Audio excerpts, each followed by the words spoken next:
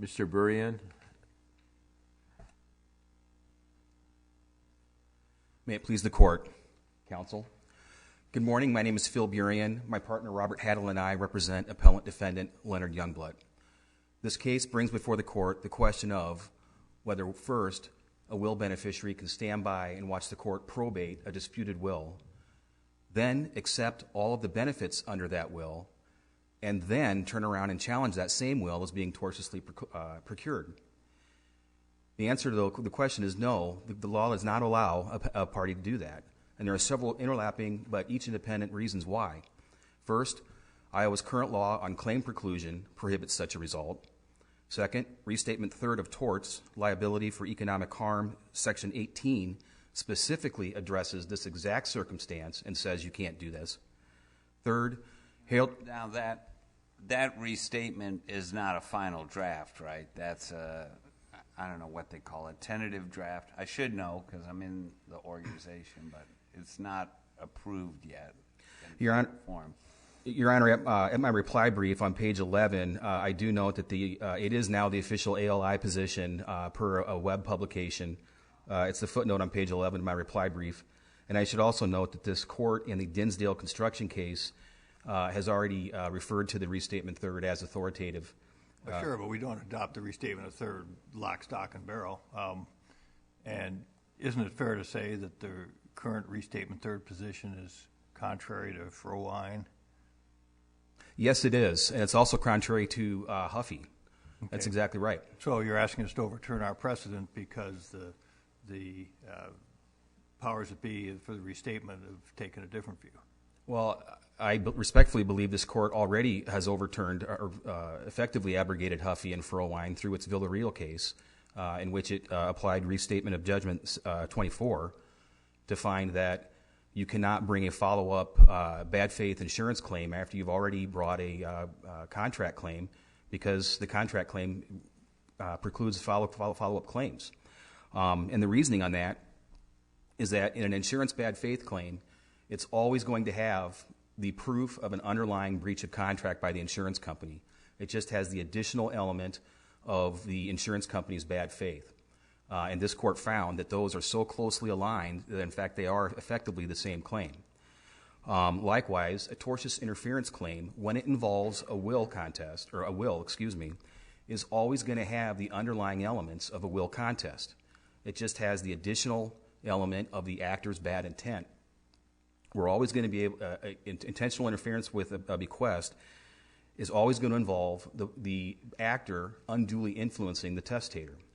Now, in contrast to Villarreal, interference with bequest and a will contest are even more closely aligned because the undisputed element of undue influence includes a disposition by the actor to influence the testator for wrongful purposes. So the actor's intent has already found its way into a will contest under existing law. And the close proximity of these two cases is further drawn out by the marshalling instruction in the court below. Although the instructions are not a subject of an appeal, they illustrate how the court struggled to distinguish a will contest from the tort claim that was brought later after the will was probated. Instruction number 10 had 4 specifications of tortious interference: defamation, fraud, duress, and then undue influence. But at the end of the day, those first 3 are just the mechanisms by which a party inflicts that undue influence. So the marshalling instruction effectively asked the jury to find undue influence, which makes this a will contest. Now, I know there was some dissent in Villarreal, and that some of the justices wanted to apply the same claim, same evidence standard over the Restatement 24, Section 24.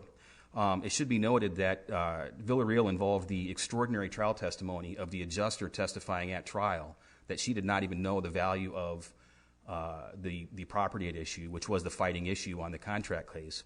And that was troubling to the court for good reason. However, my reading of the dissent in Villarreal is that there were about 4 or 5 concerns in that case. The first was discovery on the second case is broader, because a bad faith claim will get into adjuster files and attorney state of mind, those things. There's no concern of that in this case. Same with evidence. The evidence was exactly the same. There was nothing that came up in the district court trial on the tortious interference claim that would not have already come up or also come up on a will contest claim under Chapter 668. The damages are indeed different, similar to Villarreal. However, in this case, the district court actually dismissed all of those consequential damages that were found to be allowable under Huffey because the court was simply unable to fit this case into the Huffey paradigm. There never was a will contest brought in the first place. The court, my understanding of the dissent's concern also was that it doesn't make sense to require the two claims to be brought together and then bifurcate the proceedings because the bad faith evidence is too prejudicial to the contract claim. Again, that's not a concern in this instance. Every bit of evidence that would apply to the tortious interference claim wouldn't be prejudicial. It'd just be probative on the will contest claim. It does seem like the recent trend in the law, and there are a lot of other jurisdictions recently have just said we're not going to recognize the tort at all because you have a remedy in probate. Would it be possible to take a compromise position and say we still don't have a problem with the tort, but you have to join it at the same time that you bring your action for your will contest itself? If you want to get the additional remedy of, say, punitive damages, which is at issue here, you've got to bring it all in one case, so you're not slowing down as estate administration and those sorts of things. Is that a potential approach? It is. First, I will say that the tort should always be available for an inter vivos transfer because we're still going to have shenanigans with people changing pay on death terms and those kind of things. But in terms of a will, the court could say they need to be brought together, but I think the court should adopt the restatement third whole cloth because as a matter of public policy, I don't know why interference with bequest should give a party more remedy than interference with business relation or the myriad of all the other torts that this court has recognized, common law torts. But certainly that would be a compromise alternative to preserve Huffey if it needed to. I would also ask that the court consider, though, in adopting the restatement third, the purpose of what this body of law is trying to do, which was also a concern of the dissent in Villarreal. Number one, we're always trying to ensure that the will of the testator is given effect. In this case, Agnes Youngblut, in her 2011 will, wanted to give Leonard Youngblut $105,000, and he kept his Youngblut farmland stock. That will was never given effect because the 2014 will was never challenged. So Agnes's intent on the undisputed 2011 will was never given effect. Then her intent in the 2014 will likewise was not given effect because she intended for Leonard to have the South Farm only if he gave his Youngblut farmland stock to Harold, and that stock was valued at about $443,000 in the record below. That wasn't given effect either because in addition to losing those hundreds of thousands of dollars in stock, the outcome of the case is he also has to pay Harold hundreds of thousands of dollars in cash. So Agnes's will intentions under either will was never given effect.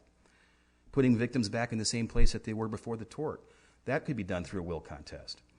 Had the 2014 will been challenged and overturned, we would have gone back to the 2011 will, and Harold would have gotten everything he believed he should have got in 2011. And finally, we want to punish and deter bad conduct. Well, again, that goal stands in place on all other torts in Iowa law, too. And the disincentive to not engage in a tort is there if you know that when you get caught, you're going to have to give up what you got through the tort. And I don't know why this tort should allow the property, the subject matter, which is the property in the estate, to go and be gone and then require new money to come in from somewhere else to right the wrong. What about the interplay between the interim clause and the tort? Claim can be made, well, you're putting a price on bringing the tort claim now. Under the separate theory, you can bring the tort without risking application of an interim clause. Now, one side may say that's the benefit, and the other side may say, well, that's the drawback. But I'd like you to address the issue by requiring that this be brought in the same proceeding. Are you, if you go that way, does that mean the interim clause deters bringing in the common law claim, and is that the way we should go? Do you understand my I believe I do, general Your drift? Honor. Yeah, thanks. And let's begin with, again, our number one goal is always to give effect to the will of to the intentions of a vulnerable testator. And the interim clause, the record here obviously was put in place because Agnes Youngblut wanted the war between her two brothers to end with her death. But the other side would say the intention wasn't truly reflected because of the wrongful interference and so forth. But you're making it more difficult to bring that common law claim, I think. And maybe you say, well, that's right, I am making it more difficult because that's the way it should be. But I'm struggling with it a little bit. Yeah. Well, first of all, we can't decide the whole body of law based on the fact that some wills have interim clauses in them. However, your point is well made, and I would suggest that it's not making it more difficult to bring the claim. It's just upping the stakes.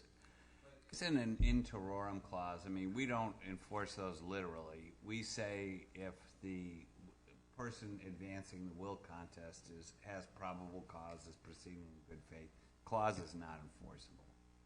And in this case, I mean, Harold had enough that he got a jury verdict, so probably wouldn't have been enforceable if he'd gone that route, right? I would agree with your observation, Your Honor. There, obviously, since the jury verdict was what it was, the interim clause would not have gone into effect because with the court's, the jury's finding, which we're obviously disappointed, they found the tortious interference claim, so obviously the will contest would have been awarded in Harold's favor also, and the interim clause would not have been given any effect. However, what we need to do is go back to the time period in which Agnes died, and the undisputed evidence there is that Harold he actively and consciously considered a will contest and made the tactical decision to wait and file this as a tort claim after he got Leonard Youngblut's YFL stock. And so effectively what's happening here is this court's ruling in Huffey has been weaponized into gamesmanship that are allowing a state that will allow states to bleed open for indefinitely. In one matter that we haven't even addressed yet, if the court is concerned about the stare decisis issues involved with Frowine and Huffey, this court could, I don't think it should, but this court could reach the right outcome by applying 130-year-old law that doesn't even touch Huffey and Frowine, because those cases did not involve a party who actively took all of the benefits under a will before attacking it. In 1889, this court's ruling in Hainer v. Iowa Legion of Honor specifically held that when you accept something under a will, you are stopped and precluded from taking any position contrary to that will. And it's not just from filing a will contest. You're stopped from taking any inconsistent position. Hainer, in fact, was a life insurance fight, and then all the progeny under Hainer was either real estate partitions, bankruptcy, or another real estate case. So we have never heard an argument on why Hainer doesn't end the conversation quickly and easily here. And this case is like Hainer also, because in that case, the bad actor, the plaintiff, knew the testator made the change before the testator died. So this court held that first, by being silent when you know that will is being changed and you think that's a bad will, that misleads the testator into believing that there's going to be no trouble after he dies, which is what happened here. Harold Youngblut knew a couple weeks after Agnes changed her will exactly what happened. And in fact, he talked to his attorney about whether he could find a way to end run Agnes's will by buying Leonard's stock before Leonard died. But then in Hainer afterward, the plaintiff accepted the benefits under that will that she claimed was invalid and turned around and tried to attack it in a life insurance claim. And the court said, no, you can't do that. I believe this court should address Huffey and Frowine because this issue is going to come back before this court if it doesn't reconcile this court's claim preclusion ruling in Villarreal, and if this court doesn't just adopt Restatement 18 to clarify the law and allow litigants, judges, and estate planning attorneys to know what the law is and be able to end probate claims 4 months after the notice is given. But if it is concerned about the stare decisis rule, it can frankly avoid the whole issue by just relying on Hainer, which is frankly very easy and to apply.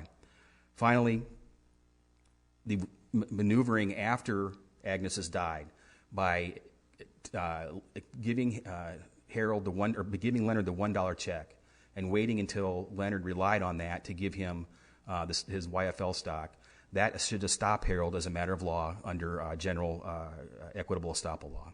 Thank you. Thank you very much. Mr. Schroeder?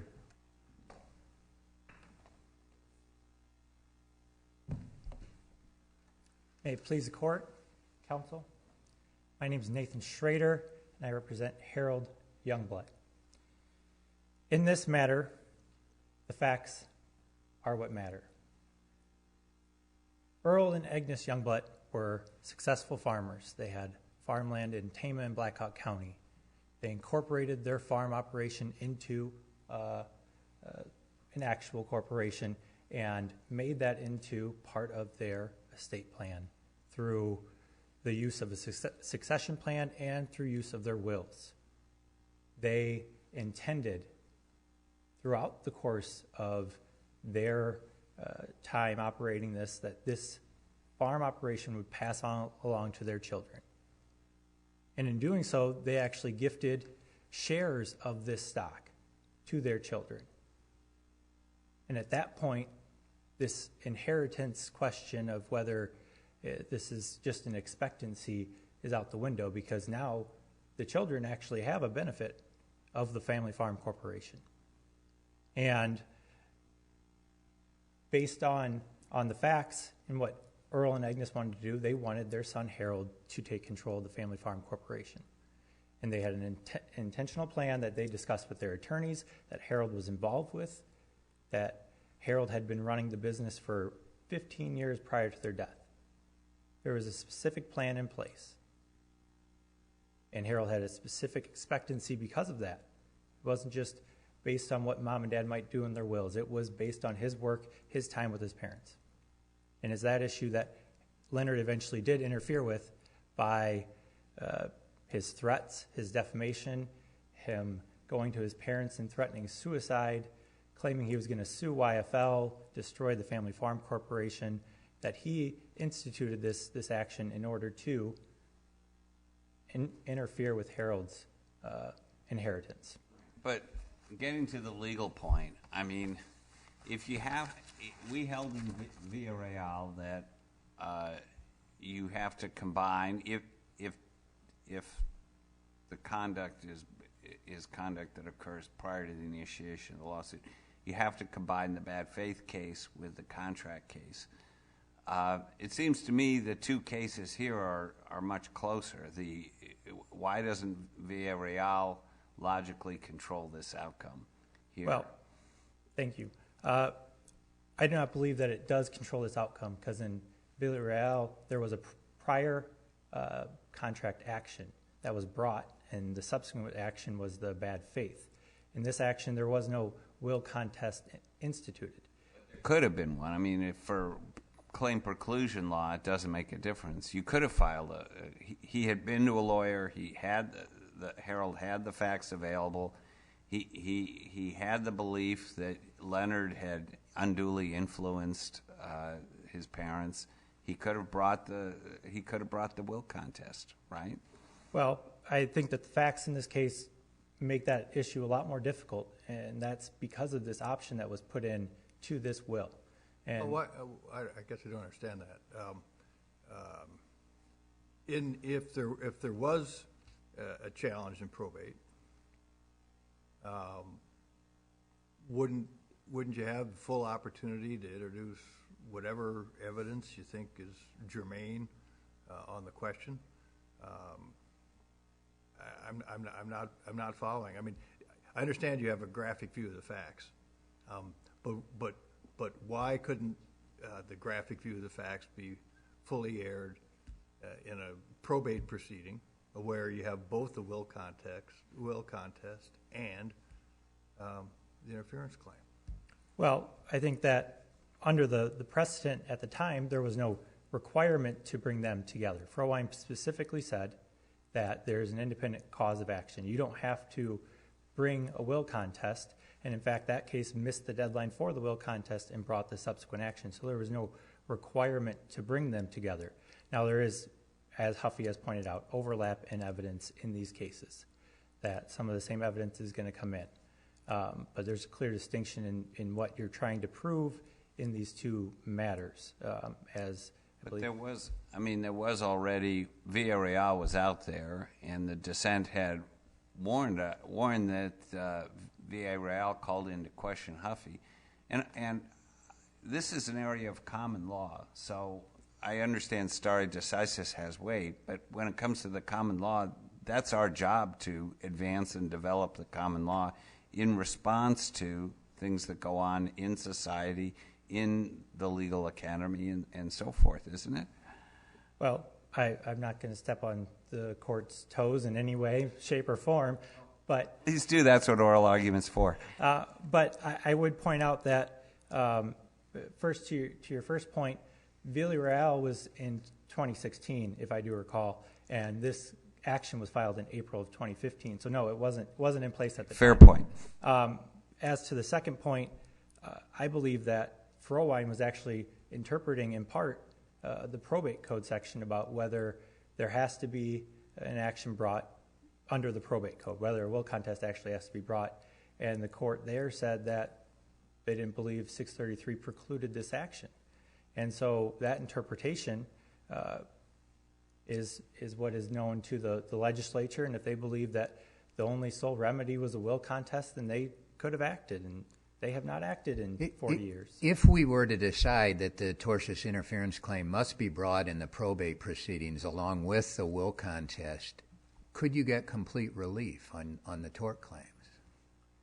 If they had to be brought at the same time? Well, I think that's certainly potentially available because you can still recover the malicious punitive damages portion of this. But I still believe that under Frohwein there was no requirement to bring these two actions. And so under the law that stood when this case was filed, Harold did not have to bring a will contest action at the same time. And so a change at this point didn't affect how he viewed the law and how the law was when he filed this action. Isn't this an area of the law that certainty is important? People need to know when they're done probating a will that everything's done, that the money or property rights aren't going to be rearranged later by a subsequent tort action. Isn't that a good policy reason to require joinder? Well, I think that there's certainty requirements, and I think that actually benefits the state in terms of taxation, in terms of passing assets, closing the estate. And I would argue that these actions actually advanced the probate by not holding up probate for what's going on now 5 years. I mean, these estates with will contests are being probated 4, 5, 6 years down the road. The farm rent that would be held in that for Leonard's farm would pass to the residual, and so he's no longer getting the farmland profit that he would receive, and we're just sitting there waiting for this to go on. The other beneficiaries are waiting to see what happens, even though they have no involvement in this matter. I think that the tort action, when it is a personal action, when it's directly involving two people, that this is actually advances and allows probate process to close quickly, allows the other beneficiaries not to have to pay in the fees for the defense of a potential will contest, and it puts the person who interfered on the hook for their actions, as opposed to everyone else that wasn't involved. And so I understand the policy argument of wanting to get things wrapped up quickly, but I do think that there's a benefit of the tort action in moving things along quickly. But the issue here, if one were to adopt a compromised position, is not that you can't bring the tort action, but you just have to bring it by the will contest deadline. Why isn't that in the interest of efficiency? Well, and again, I think that potentially could be the way the court could rule if it's looking at a compromised position, but again, that wasn't the requirement when this case was initiated. I mean, but again, it's the common law. We change things all the time when it's the common law. That's a little different than when we're interpreting a statute, for example. Well, I think that's true, but when you're changing law out from underneath the litigant, the duty of the court is through stare decisis to make sure that the law is clear and follows that the litigants know what their rights are and what their remedies are. And with the court making decisions to change stuff retroactively after a jury has already decided the issue, spent 8 days sitting and listening to the evidence, and came back and said, yes, Leonard tortiously interfered. And not only did he tortiously interfere, he did it with actual malice. I know. Excuse me. I know you know the facts much better than I. Can you tell me when was the deadline for the will contest? I believe that it was around October of 2014. And when was the tort action deadline? Tort action deadline would have, well, that's another issue. I don't think that's been addressed with the court, but it's either under the 2 or 5 year statute. When was it filed? Was it filed after 10 of 14? It was filed after 10 of 14. It was filed on April 2015. And between those two times, your client received the benefits of the will, no contest, and then after the deadline for the contest, then he filed the tort action. Is that correct? That's correct. And that goes to, I believe, the point opposing counsel has made about the Hainer matter and about how one cannot... I wanted you to address that. Okay. Thank you. How the law under Hainer said you can't accept the benefits and then attack the same issue. The cases cited were not involving these types of issues of undue influence, of another actor interfering with inheritance. They were involving a person, a singular person. In one case, it was the mother. In the Hainer, it was the mother.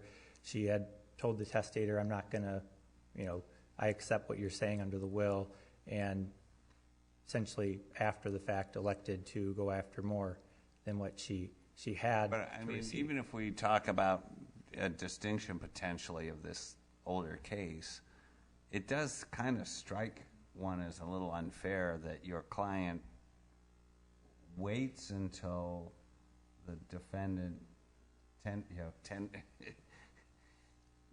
gives up the stock for $1 and then turns around and tries to get the only other benefit that Leonard got out of the transaction. Isn't that kind of troubling? It's sort of having your cake and eat it too, like they say in their brief. Well, I think that we addressed that argument a bit in our brief as well, that we're not attempting to have the cake and eat it too. The claim does not allow for double recovery. The amount we requested from the jury was taking into account what Leonard was to receive or what Harold actually had received, the value of that stock. And so there's no double recovery. It's not an issue of having the cake and eating it too. What it is punishing somebody that interfered with another individual's rights. And that's what the tort law should protect and allow for litigants to go after. But if if your intent was not to deprive Leonard of what he would have gotten under the 2011 will, or your client's intent was not to deprive him what he got under the 2011 will, which included the stock, or was the stock, again, that gets back to why not just bring the action sooner? Why wait until he's tendered the stock? Well, I think, again, the issue with this case was about the option and whether Leonard was actually going to exercise the option. He had made claims that this stock was worth $2 million, and he had the stock already prior to the death of Agnes. But that was the real question: is he going to do it or not? And until he did it, if Leonard failed to exercise or chose not to exercise. But isn't your whole theory of the tortious interference that this 2014 was this great deal for him? So obviously he was going to exercise the option, right? Well, there's no testimony to that effect, and as the actual record shows, he said it was worth $2 million. He believed that's what it was worth. So there was no statement, no indication that he was going to be accepting this farmland, and it really put the dilemma on Harold: is do I contest And then all of a sudden, well, Harold doesn't exercise the option, and he's sitting there with the will contest and Terran clause staring him in the face, and the potential of losing everything he's worked his whole life to build up. And that's what YFL was. That was the corporation he was taking over from his parents. It's not a simple, yes, I have an expectancy from my parents or anything like that. He put in the work. He put in the time to build up this business. And he, in fact, had made promises through this business to pay off his other sisters for their shares. So this is a continuing business operation as opposed to just a mere expectancy. And to say you have to either risk giving that up based on whatever Leonard's going to do wasn't an option. And that's where I think the tort law really comes into play. And I referenced I don't know how I found it, but a very accurate law review article out of California that talked specifically about tortious interference in the family farm corporation setting. That this issue comes into great effect in those cases. And I believe I'm over my time, so on behalf of the appellant, we would ask that this court affirm the ruling of the jury and the court from the district court. Thank you. Is there any rebuttal? Yes, Your Honor. Counsel.